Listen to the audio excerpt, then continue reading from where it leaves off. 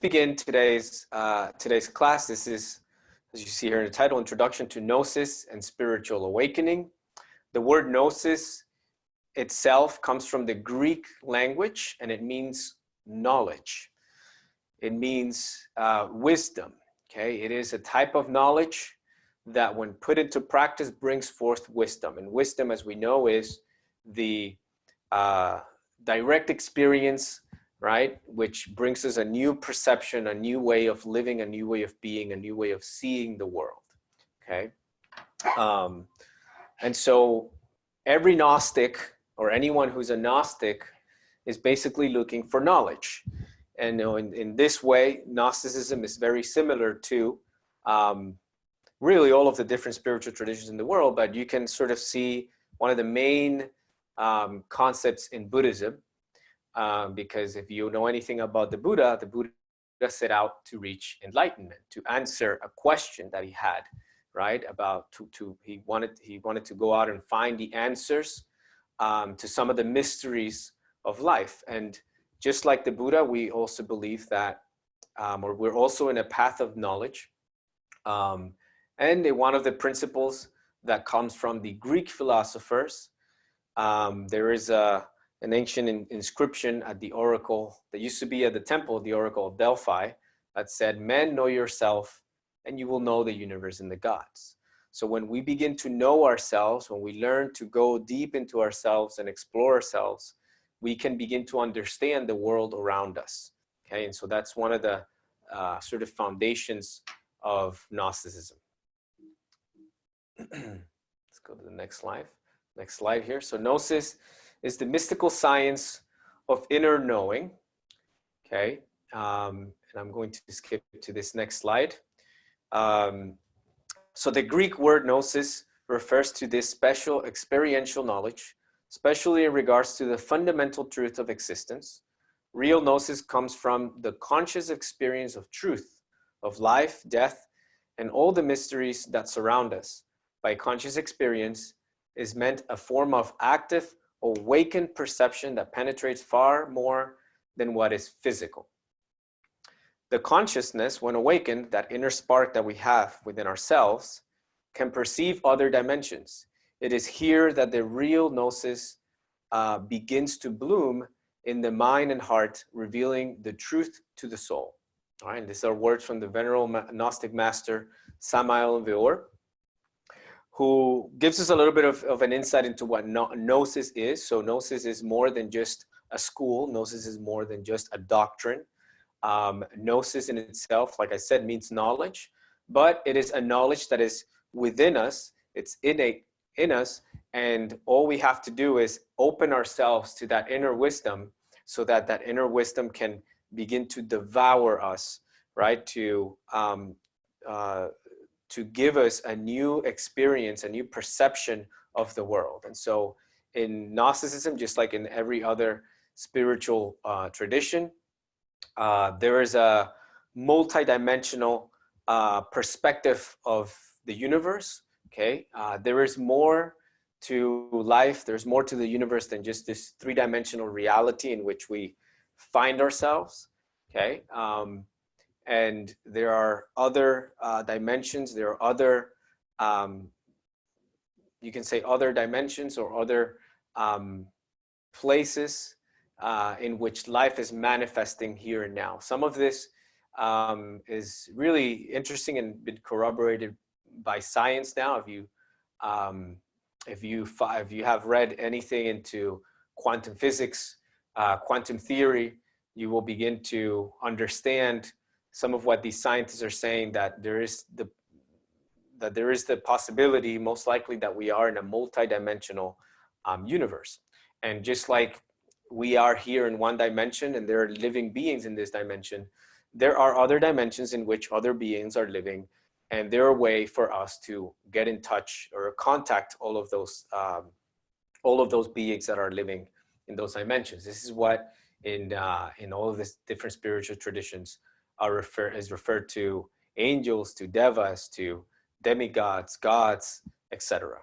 Okay, so you see here the what we call the four pillars of Gnosis. Okay, this teaching, this tradition is based on or is founded upon four specific pillars with they're called science, philosophy, art, and mysticism. Okay, so science is that branch of knowledge that allows us to experiment, to come up with a theory, to see if to sort of corroborate, right, the truth that might come to us because of a mystical experience, okay, because of philosophical thought, because of introspection, okay, or because we came across some form of art, of literature, painting, a movie that stimulated, right, what we call spiritual yearnings, or stimulated questions within us and put us on a path, okay, to search for the truth. And so all of these are experienced in our lives every moment, and anytime that we are getting in touch with knowledge, we have to practice each one of these fours, and I'll go more in depth into them as we go. But for now, let's keep on going with what Gnosticism is. Okay, so beyond what Gnosis is as a school, as a philosophical doctrine, Master Samael Aun Weor says Gnosis is a very natural function of the consciousness, a philosophia perennis et universalis, a universal philosophy.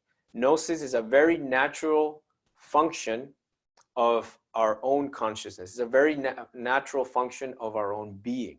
Okay, it is this aspect of ourselves that is all wise, that it's all knowing. So again, Gnosis is something that we tap into when we learn to use all of our energies, our mental energies, emotional energy, and physical energies. And that's why we will learn about meditation throughout this entire course, because meditation is the discipline, the practice that allows us to begin to use those energies for awakening. Okay, so the Gnostic school, what is the purpose of the actual physical school or the doctrine? Okay, Master Samael explains that the mission of Gnosticism in this age is to deliver the method and means for the work of the realization of the inner man in each one of us. Inner man, or human, really, our soul. Okay, the attainment of that transcendental objective depends on our cooperation with the being. Okay, so the mission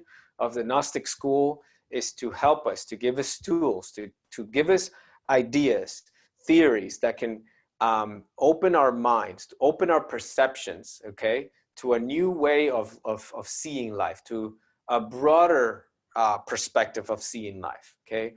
And that's what, in my experience, has been the process of spiritual awakening.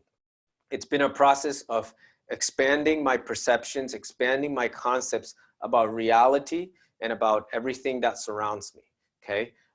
True religion, true spirituality is not in conflict with the world, is not in conflict with the three-dimensional reality. It's not necessarily in conflict with concepts that we have about reality, but rather is that all spiritual traditions tend to teach us that we have a very limited perspective of what life is, of how it manifests, and the purpose of life. And so all of the spiritual traditions teach that we can expand our awareness of reality, and this process of expansion, of development of the consciousness, of spiritual growth, is referred to with the word self-realization in different traditions. Okay, this is especially in the Eastern traditions, in the Indian traditions, in Buddhism, there's this concept of self-realization, which basically means the awakening and the development of all of our human and spiritual abilities. Okay, and of course, I love that the Gnostic master Samael Aun Weor adds on to this. The attainment of this transcendental objective depends on our cooperation with the being. The being is the spirit, that higher power that all religions or spiritual traditions refer to, right? God within us, the spiritual principle that wants to help us grow, but we must cooperate, right, with that inner source of wisdom. How many times have you had an intuition, an inner voice that told you this is what you should do, but then your mind came and told you, no, maybe it doesn't seem logical. Maybe let's go this path, and then you realize the other way was the way, right? And so in that moment, we are interfering, right, with our being. We're not allowing our being to show us the way, to show us reality. And so one thing is to get in touch with the teachings, with the theories, with the practice that will allow you to awaken your consciousness. But then the other aspect is our cooperation with our inner being, with our inner spirit. And so we have to open ourselves to that, right? In Gnosticism, we say that there is, or Gnosticism, or the process of awakening consists of two aspects: getting in touch with a tradition that has the keys, that has the teachings, that has tools that will help you grow. And then the other aspect is the revelation aspect. Okay, so tradition and revelation must be the two feet upon which we thread the path of Gnosis, of awakening, right? And that revelation is basically our own direct experience of everything that we are learning. Okay, and that's, I think, one of the main things that separates Gnosticism from most now religious traditions is that most religious traditions just ask you to believe and to change your perception of the world because of certain concepts, okay, which have a purpose. But in Gnosticism, we believe in change only through direct experience. So if we say that we are souls with a physical body and that there are other dimensions, then we should open ourselves to that perspective. But ultimately, the only way to really know is to experience ourselves as souls moving throughout the different dimensions of space, right? And this is what the mystery schools, this is why the mystery schools have always been open and throughout time, right? The purpose of these schools is to initiate, right, all souls into the mysteries of the being. And so in the words of Manly P. Hall, who was a philosopher, he was an esoterist, who wrote this wonderful book, The Secret Teachings of All Ages. He says these teachings have always been, he explains that these teachings have been with us throughout humanity in various forms in the so-called schools of mysteries. And he explains that the mysteries, or the mystery schools, were organized for the purpose of assisting the struggling human creature to reawaken the spiritual powers which, surrounded by the flaming ring of lust and degeneracy, lay asleep within his soul. In other words, man was offered a way by which he could regain his lost estate, right? And so that is the purpose of all of the different spiritual traditions, esoteric brotherhoods, and mystery schools, is to help us reawaken our spiritual powers, which right now are asleep, right? They are, our consciousness from a spiritual perspective was all wise, all knowing at one point in time. And when we came to this world, we started losing that knowledge. So awakening is a process of actually remembering or tapping into, okay, the memories that you have about life, about what reality is, okay? And so in this way, it's not about, again, it's not about learning something new. It's simply about getting back in touch with your true self, with that inner source of knowing, okay? Samael Aun Weor explains here that we've basically seen that Gnosis is an eternal cosmic principle. So Gnosis, or truth, is one, okay? And you can find Gnosis, you can find the truth in all of the different spiritual traditions and cultures, okay? And this is why in Gnosis we study all of the different traditions, because we know that the truth is within all of them, right? As it is said, as it is explained in the in the Bhagavad Gita, right? The truth is one, and the sages speak of it in many names. Okay, so Master Samael explains that this gnosis, or this knowledge, is a cosmic principle clothed in the religious forms of each race, people, or culture. It is a doctrine which allows a sincere seeker to discover the essence of this universal knowledge. Okay? If you ever come across this wonderful book, it's called The Secret History of the World by Mark Booth. He explains that in this book that there has always been this secret tradition, okay? As he says here, this ancient universal philosophy has been hidden from the public, and at other times it has been placed in plain view, though always in such a way as to remain unrecognized by outsiders. And so this is a very interesting part, because in Gnosticism, we believe that Gnosis is all around us. Knowledge, the truth is all around us. But somehow we just can't see it. We can't perceive it. And so Gnosis, or the doctrine, the teachings, allow us, they help us to begin to see what's already in front of us, but we haven't been able to recognize, because we simply haven't been taught to think in a way that allows us to perceive these things. Okay, and so, and this is actually explained. One more quote here by the wonderful mythologist Joseph Campbell. He says, "Myth is the secret opening through which the inexhaustible energies of the cosmos pour into the human cultural manifestation." So, in other words, the truth is there, and myth has been this portal through which divinity has always sort of expressed the truth for us to recognize, right? But as we know, myths are always, it's a story that has symbols. And so we have to understand how to read the symbols in order to tap into the mysteries and the truth of the myth. Okay, and so one has to be basically initiated into Gnosis, or into the mysteries.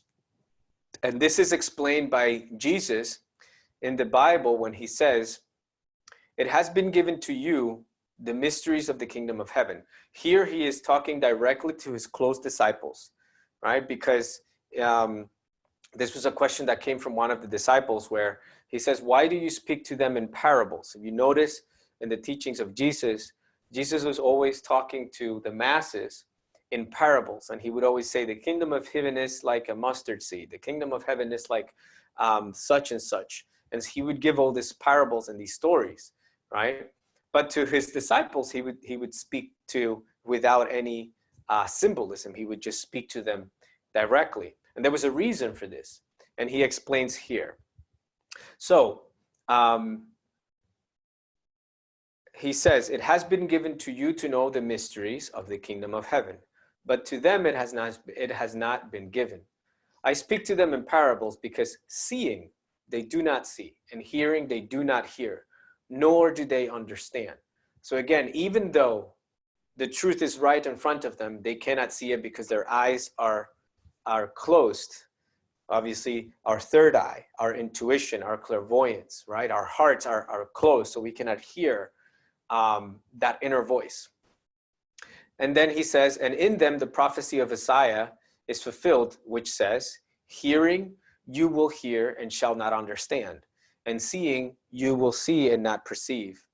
For the hearts of this people have grown dull.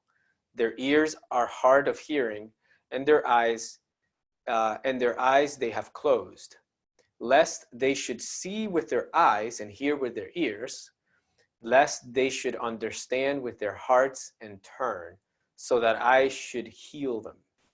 But blessed are you for your eyes. But blessed are your eyes, for they see, and your ears, for they hear. For assuredly I say to you that many prophets and righteous men have desired to see what you see and did not see it, and to hear what you hear and did not hear it."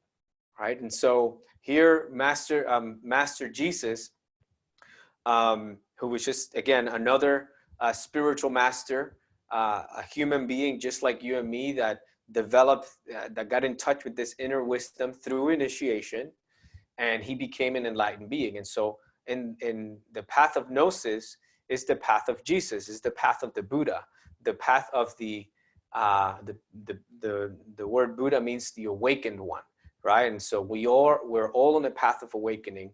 And if we learn to see, if we learn to use our physical senses as well as our internal senses, right, which are sort of all of the internal chakras, which are all of the inner senses of the soul, those chakras will allow us to see more than meets the eye, right? And so this is a process of initiation. This is why all of the different spiritual traditions always have some form of initiation. Some traditions, like in the shamanistic traditions, use sacred medicine, substances, right, to temporarily open those chakras, to open your inner senses so you can see the multidimensional aspect of reality, so you can see yourself in a multidimensional aspect in a new way. But there are also other initiatory processes that have been used by different spiritual traditions. Some of them is through dreams, right? God speaks to us through dreams. And so there is the art of astral unfoldings, of lucid dreams, through which you can be initiated by your own spirit, right? There are specific forms of prayer, specific forms of meditation that allow us to tap into that universal knowledge, okay, to awaken our consciousness, to awaken our eyes to really see reality. Okay? And the Gnostic tradition has several methods and means to help us all awaken these inner abilities. And one of the wonderful things about this current of what we call the contemporary Gnostic movement, which was started by the Gnostic master Samael Aun Weor in the previous century, is that we take, like I said before,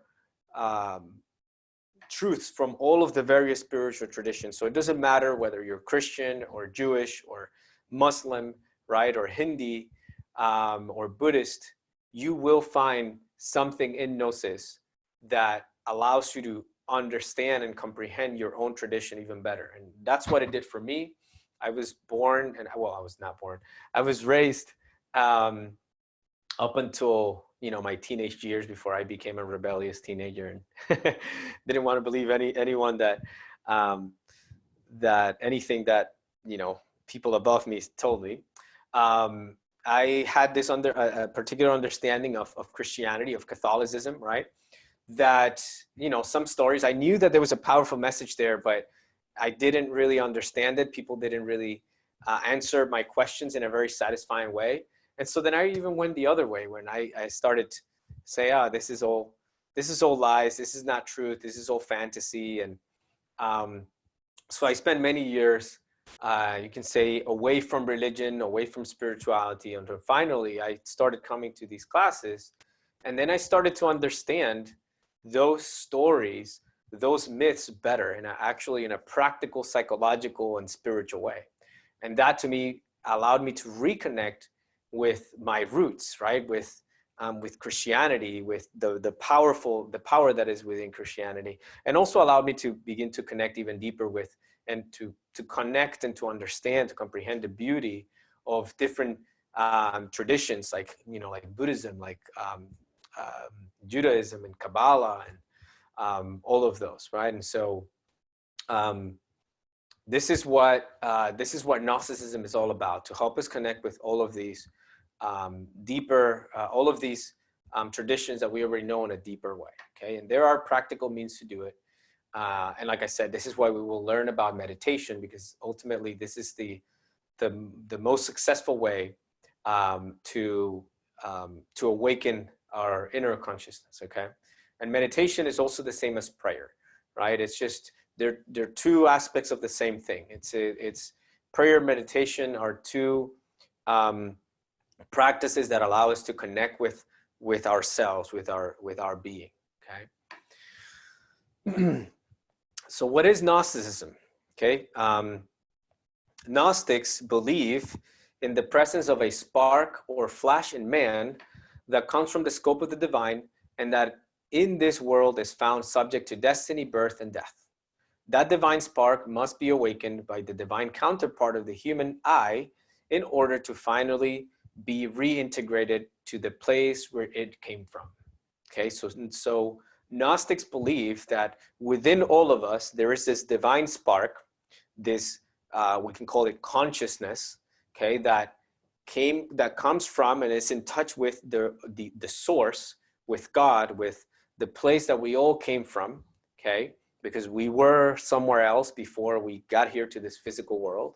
And later on we will talk about reincarnation. We will talk about the soul's journey throughout the universe, right? And there's some very interesting scientific studies done um, on reincarnation, which are not really sort of talked about as much in the news and in school.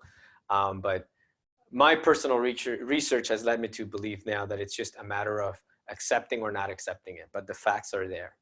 But anyway, so, you know, that's obviously we have to open ourselves to this perspective that we are more than just physical beings, right? We are a soul, we are a consciousness, whatever we want to call it, that was at some point in time in a different state, in a different place, and came here to experience life manifesting in this realm, to learn, to grow, and to then reintegrate ourselves or go back to that place. And so from a Gnostic perspective, life is sort of like a school for the soul, right? So you go to college, you study, you expand your perception of life, you learn some tools, and then you go back to the real life where you put those into practice, okay?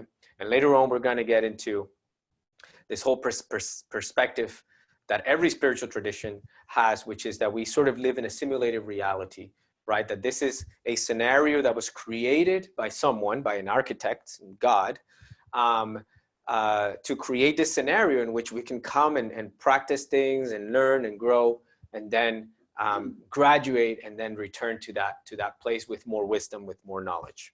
Okay, and so it's even something that scientists are now saying, that I believe I heard Elon Musk say the other day that he said that it was like 1 in a billion chance that we were not living in a simulated reality, according to his calculations. And anyway, and other scientists are saying this, but it's nothing new, right? Religions have been saying this for millennia, right? That this world was created by someone, by an architect, and we were sent here, or we chose to come here with a purpose. And that purpose is for all of us to get in touch with, right? And so Gnosticism will help us maybe figure that out, okay? So the Gnostics held the belief, the Gnostics held that the essential nature of the human is divine, okay? They look upon men and women as gods and goddesses who have forgotten who they are, and it's from this predicament that the Gnostic aspires to be freed by Gnosis. These are words by Manly P. Hall. Again, he knew that there was this spiritual tradition, these Gnostics that have been that go way back in time and that have always been with us, always creating and forming new spiritual traditions, new schools of mysteries. And these Gnostics, they look at everyone as gods. We see that everyone has an inner God, an inner divinity that is waiting to be developed, okay, or get back in touch with, okay.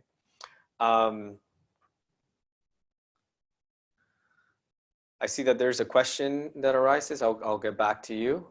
We just have a few slides and then we'll be done. Like I said before, Gnosticism consists of two aspects, the tradition and the revelation aspect, right? Gnosticism, so then Gnosticism is not only about believing a certain doctrine received by the tradition, right? But to raise to the intimate revelation, to confirm in oneself the reality of that doctrine, right? So again, Gnosticism is not about believing. Gnosticism is about experiencing something, right? To experience the truth. And so we won't ask you, or you won't be asked in any Gnostic tradition, whether it's the Gnosis of Samael Aun Weor or the Gnosis found within the Islam tradition or the Christian tradition, the esoteric traditions, to stay in the school even if you have no experience, just by believing, right? We want to understand, we want to know, we want to experience, and this is why we're here. While I say that, I will say that there are also two aspects to each religion and each tradition. Okay, there is always what we call an exoteric aspect to a teaching and an esoteric aspect to any teaching. And so every spiritual tradition, every religion has its exoteric aspect and its esoteric aspect. So just like Jesus said, there is a teaching that is given to those that are outside of the inner circle, or those that are being introduced into the teachings. And then there are special teachings for those that are already within the circle, for those that have gone through the introduction, right? And are ready now to receive the revelation, to walk the path. Okay, and so Gnosis is that esoteric branch of the Christian religion or spiritual tradition that began after Jesus, right? So Gnosis or Christian Gnosticism is that esoteric initiatory school or philosophy that is without Christianity. Okay, in the Jewish tradition, we find Kabbalah, for instance. That's sort of the initiatic tradition within that tradition. In Islam, we have Sufism, okay, which were the sort of the initiatic aspect of Islam, and so and there are many more. All of these Gnosis, for instance, in the past 2,000 years, has gone under persecution by the Roman Catholic Church, and they have created different movements throughout time to bring the teachings back to the people.